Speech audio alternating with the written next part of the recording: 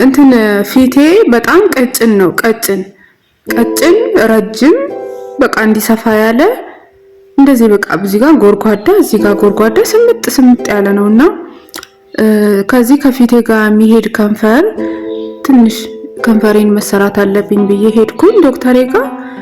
ሲሄድ ሳማክረው ከንፈርሽ ብቻውን እዚህ ፊት ላይ ከተሰራ ውበት አይኖረውም እና ለምን ፊትሽን ይሄንን ሙላ አድርጌልሽ ከንፈርሽንም ሰርቼሽ እጅና አፍንጫሽንም ቀና አድርግልሽ አለኝ።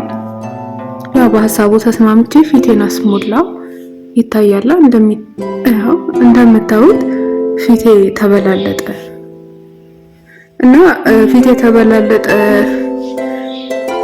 ዶክተር ፊቴ ተበላለጠ እኮ አልቀነሰልኝም ማለት እኩል አልመጣም ብዬ ትላንት ወዲያ ሄድኩኝ።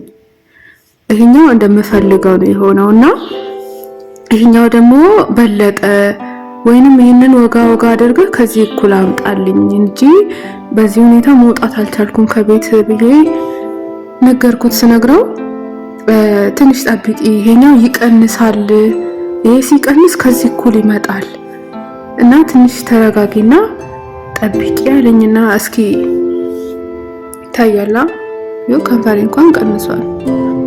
አፍንጫዬ ሙዚቃ ነው እና እስኪ የምታውቁ ሰዎች አናግሩኝ እስኪ ቱርክ ያላችሁ ሰዎች የተሻለ ሰው ያስፈልገኛል መሰለኝ እና እስኪ ነው በጎን በኩል አንዱ በጣም ይሄኛው ትልቅ ነው፣ ይሄኛው ትንሽ ነው። እንዴት ይሆናል ታዲያ?